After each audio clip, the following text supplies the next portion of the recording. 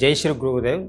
Doctor Subbappa, ಪ್ರಸೂತಿ ವಿಭಾಗ ಆಯುಚುಂಚನಗಿರಿ hospital. ತಾಯಿ blood group negative ಇದ್ದು ಗಂಡನ ಬ್ಲಡ್ ಗ್ರೂಪ್ ಪಾಸಿಟಿವ್ ಇದ್ಬಿಟ್ರೆ ಅವಾಗ ಮಗು ಕೂಡ ಪಾಸಿಟಿವ್ ಇರೋ ಚಾನ್ಸ್ ಇರ್ತದೆ. ಅಂಥ ಟೈಮಲ್ಲಿ ಮಗುಗೆ ಕೆಲವೊಂದು ಕಾಂಪ್ಲಿಕೇಶನ್ ಇರ್ತದೆ. ಅಂದರೆ ಮಗು ಜಾಂಡೀಸ್ ಆಗ್ಬೋದು, ಹೊಟ್ಟೆ ಒಳಗಡೆ ಇರುವಾಗಲೇ ಮಗು ಜಾಂಡೀಸ್ ಆಗ್ಬೋದು.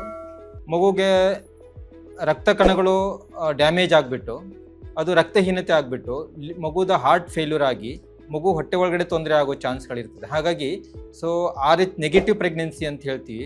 ತಾಯಿ ನೆಗೆಟಿವ್ ಇದ್ದು ತಂದೆ ಪಾಸಿಟಿವ್ ಇದ್ದವಾಗ ನಾವು ಅವರಿಗೆ ಸ್ಪೆಷಲಾಗಿ ಟೆಸ್ಟ್ ಮಾಡಬೇಕಾಗ್ತದೆ. ಜೊತೆಗೆ ಒಂದು 28 ವಾರಕ್ಕೆ ಒಂದು ಇಂಜೆಕ್ಷನ್ನು, ಡೆಲಿವರಿ ಆಗಿ ವಿದಿನ್ 72 ಅವರ್ಸು ಒಂದು ಇಂಜೆಕ್ಷನ್ ಕೊಡುವಂಥದ್ದು ಇರ್ತದೆ.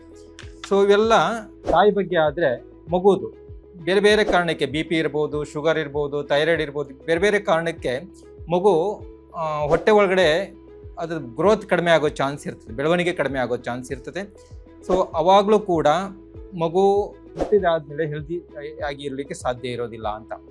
ಅದೇ ರೀತಿ ಮಗು ಯೂಸಲಿ ನಾರ್ಮಲ್ ಆಗಿ ಮಗು ತಲೆ ಕೆಳಗೆ ಕಾಲು ಮೇಲೆ ಇರ್ತದೆ. ಇನ್ನು ಕೆಲವೊಂದು 3% ಕೇಸಲ್ಲಿ ಬ್ರೀಚ್ ಪ್ರೆಸೆಂಟೇಷನ್ ಅಂತೇಳಿ ಮಗು ಕಾಲು ಕೆಳಗೆ ತಲೆ ಮೇಲೆ ಇರೋದು, ಅಡ್ಡಡ್ಡೆ ಇರೋದು, ಇಂಥ ಟೈಮಲ್ಲಿ ಡೆಲಿವರಿ ಕಾಂಪ್ಲಿಕೇಶನ್ ಆಗಿ ತಾಯಿ ಮತ್ತು ಮಗುವಿಗೆ ತೊಂದರೆ ಆಗೋ ಚಾನ್ಸ್ ಇರ್ತದೆ. ಹೀಗೆ ಇವೆಲ್ಲ ಯಾವ್ಯಾವುದು ಕಂಡೀಷನ್ನು ಹೈ ರಿಸ್ಕ್ ಅಂತ ಹೇಳ್ತೀವಿ ಅಂತ ಹೇಳಿ. ಇಂಥ ಪ್ರೆಗ್ನೆಂಟ್ ವುಮೆನಿಗೆ ಹೆಂಗೆ ಐಡೆಂಟಿಫೈ ಮಾಡೋದು ಮನೆಯಲ್ಲಿ ಅಂತ ಹೇಳ್ಬಿಟ್ಟು. ಈ ರೀತಿ ಇದ್ದವಾಗ ತಾಯಿಗೆ ಕೆಲವೊಂದು ಸಿಮ್ಟಮ್ಸ್ ಸಡನ್ನಾಗಿ ಕಾಣಿಸ್ಬೋದು. ಅದನ್ನು ತಾಯಿ ಮತ್ತು ಮನೆಯವರು, ಗಂಡ, ಅತ್ತೆ, ಮಾವ ಯಾರಿರ್ತಾರೋ ಅದನ್ನ ಅಬ್ಸರ್ವ್ ಮಾಡಬೇಕು. ತುಂಬ ಇಂಪಾರ್ಟೆಂಟ್ ಇದು. ನಾವು ಹಾಸ್ಪಿಟ್ಲಿಗೆ ಬಂದು ಪ್ರತಿಯೊಂದು ಸರಿ ಹೇಳಿ ಕಳಿಸ್ತೀವಿ, ಆದರೂ ಕೂಡ ನೆಗ್ಲೆಕ್ಟ್ ಮಾಡಿ ಮನೆಯಲ್ಲಿ ಇಟ್ಕೊಂಡ್ಬಿಟ್ಟು ಕಾಂಪ್ಲಿಕೇಶನ್ ಆದಮೇಲೆ ಕರ್ಕೊಂಬರೋದಿರುತ್ತೆ. ಎಕ್ಸಾಂಪಲ್, ಹೆಡ್ಏಕು, ಕಣ್ಮಂಜು ಬರುವಂಥದ್ದು, ವಾಮಿಟಿಂಗ್ ಬರುವಂಥದ್ದು, ಇಂಥವೇನಾದರೂ ಇದ್ದರೆ ಬಿ ಪಿ ಇರ್ಬೋದು, ತಾಯಿಗೆ ಹಾರ್ಟಿಗೆ ಪ್ರಾಬ್ಲಮ್ ಇರ್ಬೋದು ಅಂತ. ಇಂಥ ಮೂಮೆಂಟಲ್ಲಿ ನೀವೇನು ಮಾಡಬೇಕು, 20 ನಿಮಿಷದೊಳಗೆ ಹಾಸ್ಪಿಟ್ಲಿಗೆ ಬರಬೇಕು. ಇಲ್ಲ ಅಂದರೆ ತಾಯಿಗೆ ಫಿಟ್ಸ್ ಬರೋ ಚಾನ್ಸ್ ಇರುತ್ತೆ. ಮುಂದೆಲ್ಲ ಕಾಂಪ್ಲಿಕೇಶನ್ಸು ಸಿವಿಯರ್ ಆಗಿರ್ತದೆ. ಅದೇ ರೀತಿ ಕಾಳು ಊತ ಬರೋದು. ಮನೇಲಿ ಹೇಳ್ತಾರೆ ಎಲ್ರಿಗೂ ಪ್ರೆಗ್ನೆಂಟಲ್ಲಿ ಊತ ಬರುತ್ತೆ, ಸುಮ್ಮನೆ ಇರೋ ಏನೂ ಆಗೋದಿಲ್ಲ ಅಂತೇಳಿ. ಅದು ಮುಂದೆ ಬರುವಂಥ ಪ್ರೆಗ್ನೆನ್ಸಿ ಕಾಂಪ್ಲಿಕೇಶನ್ ಸಿಮ್ಟಮ್ಸ್ ಆಗಿರುತ್ತೆ. ಬಿ ಪಿ ಇರ್ಬೋದು, ಶುಗರ್ ಇರ್ಬೋದು, ಥೈರಾಯ್ಡ್ ಇರ್ಬೋದು, ಹಾರ್ಟ್ ಪ್ರಾಬ್ಲಮ್ ಇರ್ಬೋದು. ಇಂಥವೆಲ್ಲ ಕಂಡೀಷನಲ್ಲೂ ಅವರಿಗೆ ಕಾಲು ಊತ ಬರೋ ಚಾನ್ಸ್ ಇರ್ತದೆ. ಹೊಟ್ಟೆ ನೋವು ಬಂದರೆ, ಬ್ಲೀಡಿಂಗ್ ಆದರೆ, ನೀರು ಹೋಗ್ತಾ ಇದ್ದರೆ, ಇಂಥ ಮೂಮೆಂಟಲ್ಲಿಯೂ ಕೂಡ ತಕ್ಷಣ ಬಂದು ಹಾಸ್ಪಿಟ್ಲಿಗೆ ಬರಬೇಕಾಗತ್ತೆ. ಮಗುದ ಮೂಮೆಂಟ್ 10 ಸರಿ ಅಟ್ಲೀಸ್ಟ್ ಮಿನಿಮಮ್ ಗೊತ್ತಾಗಬೇಕು. ಕೆಲವರು ಏನು ಮಾಡ್ತಾರೆ, ಹೇಳಿ ಕಳಿಸಿದ್ರು ಕೂಡ ಮೂಮೆಂಟು ಫುಲ್ ಕಡಿಮೆ ಆದ್ಮೇಲೆ ಬರ್ತಾರೆ. ಅವಾಗ ನೋಡಿದರೆ ಮಗು ಹೊಟ್ಟೆ ಒಳಗಡೆ ಹೋಗಿರ್ತದೆ. ಮೂಮೆಂಟ್ 10 ಸರಿಗಿಂತ ಕಡಿಮೆ ಆದರೆ ತಕ್ಷಣ ಬರಬೇಕಾಗತ್ತೆ. ಕೆಲವು ಟೈಮು ತಾಯಿಗೆ ಎದೆ ಬಡ್ತಾ ಇರುವಂಥದ್ದು, ಉಸಿರಾಡ್ಲಿಕ್ಕೆ ಕಷ್ಟ, ಸ್ವಲ್ಪ ದೂರ ಹೋದ ತಕ್ಷಣ ಉಸಿರಾಡ್ಲಿಕ್ಕೆ ಕಷ್ಟ ಆಗೋ ಇಂಥದ್ದು ಪ್ರಾಬ್ಲಮ್ ಇದೆ ಅಂದರೆ ತಾಯಿಗೆ ಹಾರ್ಟಿನ ಪ್ರಾಬ್ಲಮ್ ಇರ್ಬೋದು, ಇಲ್ಲ ರಕ್ತಹೀನತೆ ಇರ್ಬೋದು. ಹಾಗೇನೂ ಇದ್ದರೆ ತಕ್ಷಣ ಹಾಸ್ಪಿಟ್ಲಿಗೆ ಬರಬೇಕು. ಇವೆಲ್ಲ ಡೇಂಜರಸ್ ಸೈನ್ಸ್ ಇನ್ ಪ್ರೆಗ್ನೆನ್ಸಿ ಅಂತ ಹೇಳ್ತೀವಿ. ಇಂಥ ಸೈನ್ಸ್ ಏನಾದರೂ ಇದ್ದರೆ ತಾಯಿ ಮತ್ತು ಮನೆಯವರು ಅದನ್ನ ಗಮನಿಸಬೇಕು, ಇಮ್ಮಿಡಿಯೇಟಾಗಿ ಹಾಸ್ಪಿಟ್ಲಿಗೆ ಬರಬೇಕು. ಇದನ್ನು ನೆಗ್ಲೆಕ್ಟ್ ಮಾಡಿದರೆ ಏನಾಗ್ಬೋದು ಅಂಥೇಳಿ. ನೆಗ್ಲೆಕ್ಟ್ ಮಾಡಿದರೆ ಏನಾಗ್ಬೋದು, ತಾಯಿಗೆ ಮತ್ತು ಮಗುಗೆ ಸಿವಿಯರ್ ಕಾಂಪ್ಲಿಕೇಶನ್ ಆಗಿರುತ್ತೆ. ಕೆಲವು ಟೈಮ್ ಮಾರ್ಬಿಡಿಟಿ ಅಂತ ಹೇಳ್ತೀವಿ. ಅನುಭವಿಸಬೇಕಾದ ಸಿಮ್ಟಮ್ಸ್ಗಳು ಸ್ಟಾರ್ಟ್ ಆಗ್ತವೆ. ಕೆಲವು ಟೈಮ್ ತಾಯಿ ಜೀವಕ್ಕೆ, ಮಗು ಜೀವಕ್ಕೆ ತೊಂದರೆ ಆಗುವಂಥ ಚಾನ್ಸ್ ಇರುತ್ತೆ. ಏನು ಮಾಡ್ಬೋದು ಅಂತ ಇವಾಗೆಲ್ಲ ಎಜುಕೇಟ್ ಇರ್ತಾರೆ. ಎಲ್ಲ ತಾಯಿಯಂದ್ರೆ ಎಜುಕೇಟ್ ಇರ್ತಾರೆ, ಸ್ವಲ್ಪನಾದರೂ ಓದಿರ್ತಾರೆ, PUC SLC ವರೆಗೆ ಓದಿರ್ತಾರೆ. ಎಲ್ರಿಗೂ ಗೊತ್ತಿರುತ್ತೆ ಪ್ರೀನೇಟಲ್ ಕೌನ್ಸಿಲಿಂಗ್ ಅಂತ ಹೇಳ್ತೀವಿ.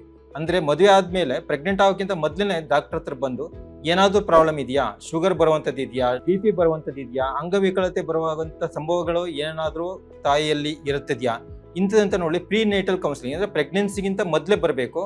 ಮೊದಲೇ ಬಂದುಬಿಟ್ಟು ಅವರು ತೋರಿಸ್ಕೊಳ್ಬೇಕು ಎಲ್ಲ ಹೆಲ್ದಿ ಆಗಿದ್ದಾರೆ ತಾಯಿ ಅಂದರೆ ಪ್ರೆಗ್ನೆಂಟ್ ಆಗಬೇಕು. ಇದು ಒಂದು. ಆಮೇಲೆ ಪ್ರೆಗ್ನೆನ್ಸಿ ಟೈಮಲ್ಲಿ, ಪ್ರೆಗ್ನೆಂಟ್ ಆದಮೇಲೆ ರೆಗ್ಯುಲರ್ ಆಗಿ ಹಾಸ್ಪಿಟ್ಲಿಗೆ ಡಾಕ್ಟರ್ ಏನು ಹೇಳ್ತಾರೆ ಬಂದು ತೋರಿಸ್ಕೊಳ್ಬೇಕಾಗ್ತದೆ. ಅಂಥ ಟೈಮಲ್ಲಿ ಏನಾದರೂ ಪ್ರಾಬ್ಲಮ್ ಇದ್ದರೆ, BP ಇದ್ದರೆ, ಶುಗರ್ ಇದ್ದರೆ ಅದಕ್ಕೆ ಡಾಕ್ಟ್ರು ಹೇಗೆ ಟ್ರೀಟ್ಮೆಂಟ್ ಮಾಡಬೇಕಂದು ಗೈಡ್ ಮಾಡ್ತಾರೆ. ಈವನ್ ಆಫ್ಟರ್ ಡೆಲಿವರಿ ಆದಮೇಲೂ ಕೂಡ ತಾಯಿಗೆ ಕಾಂಪ್ಲಿಕೇಶನ್, ಸೆಪ್ಸಿಸ್ ಅಂತ ಹೇಳ್ತೀವಿ, ಫಿಟ್ಸ್ ಬರುವಂಥದ್ದು, ಕಾಲಲ್ಲಿ ಹೆಪ್ಪುಗಟ್ಟುವಂಥದ್ದು, ಇಂಥ ಪ್ರಾಬ್ಲಮ್ಗಳಿರ್ತದೆ. 6 ವಾರದ ಒಳಗಡೆ ಇಂಥವು ಏನೇ ಪ್ರಾಬ್ಲಮ್ ಇದ್ರೂ ಅದು ಪ್ರೆಗ್ನೆನ್ಸಿ ಸಂಬಂಧಪಟ್ಟಿದ್ದು ಬಂದು ತೋರಿಸ್ಬೇಕಾಗ್ತದೆ. ಹೇಗೆ ನೆಗ್ಲೆಕ್ಟ್ ಮಾಡಬಾರ್ದು ಅಂತ ಹೇಳಿದ್ರೆ, ಮನೆಯಲ್ಲಿರೋರೆಲ್ಲ ತಾಯಿ ಮೇಲೆ, ಗರ್ಭವತಿಯಲ್ಲಿರೋ ಪ್ರೆಗ್ನೆಂಟ್ ವುಮೆನ್ ಮೇಲೆ ಗಮನ ಇಟ್ಟಿರಬೇಕು. ನಾನು ಹೇಳಿದ ಏನೇ ಡೇಂಜರಸ್ ಸೈನ್ಸ್ ಇದ್ದರೂ ಹಾಸ್ಪಿಟ್ಲಿಗೆ ಬರಬೇಕು.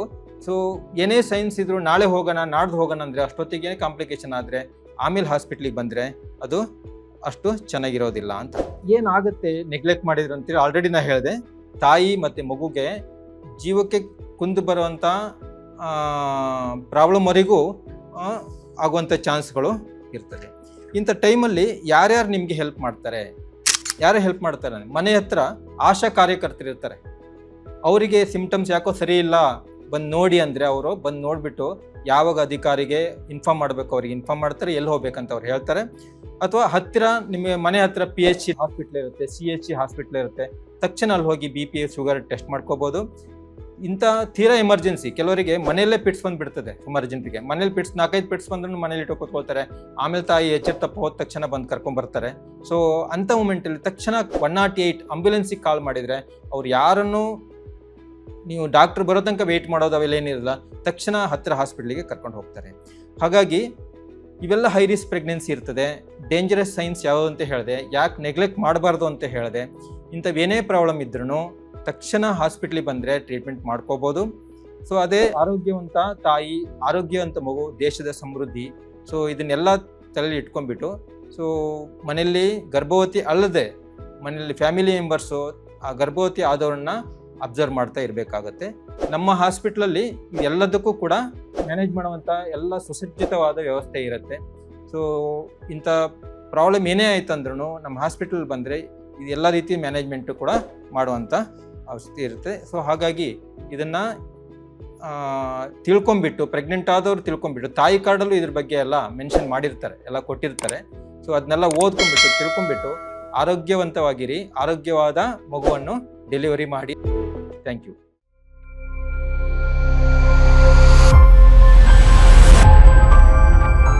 ಆರೋಗ್ಯ ಸಂಬಂಧಿಸಿದ ಹೆಚ್ಚಿನ ಮಾಹಿತಿಗಾಗಿ ಆದಿಚುಂಚನಗಿರಿ ಹಾಸ್ಪಿಟಲ್ ಯೂಟ್ಯೂಬ್ ಚಾನೆಲ್ನ ಸಬ್ಸ್ಕ್ರೈಬ್ ಮಾಡಿ. ಹಾಗೆ ಫೇಸ್ಬುಕ್ ಮತ್ತು ಇನ್ಸ್ಟಾಗ್ರಾಂನಲ್ಲಿ ತಪ್ಪದೇ ಫಾಲೋ ಮಾಡಿ.